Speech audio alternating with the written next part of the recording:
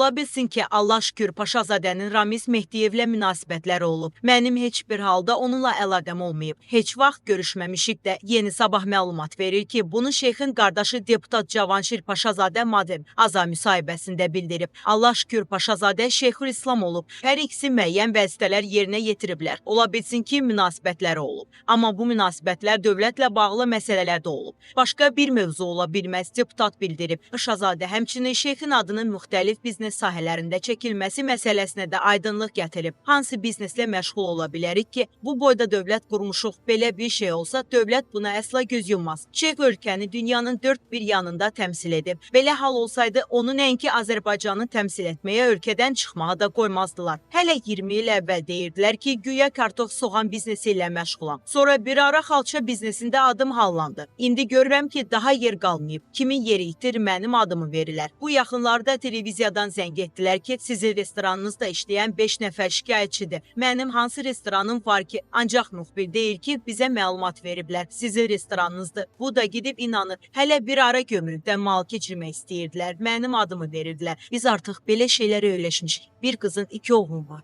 Bir oğlum polisdə yüksək rütbədədir. Qızım filologdur, müəllim işləyir. Başqa oğlum isə İstanbulda yaşayır. Orada işləyir. Əvvəl burada məhkəmədə işləyirdi. Daha sonra Böyük Britaniyaya gedib dəniz brokerliyi sahəsində təhsil aldı. Orada bir müddət logistika ilə məşğul olandan sonra İstanbulda öz şirkətini yaratdı. Nəvələrimin hamısı oxuyub. Onlardan 3-ü İstanbulda yaşayır. 2 nəvəm isə təhsilləri ilə bağlı İngiltərədədirlər. Bir nəvəm İstanbulda oxuyub. İndi Azərbaycan Həmkarlar İttifaqları Konfederasiyasında sektor müdiri işləyir. Digərləri balacadır. Ən balaca nəvəmin adı Esma Mələkdir. Gündə gəlib mənə yalan danışır, parlamentarı ailəsi ilə bağlı sualları cavablandırarkən bildirib.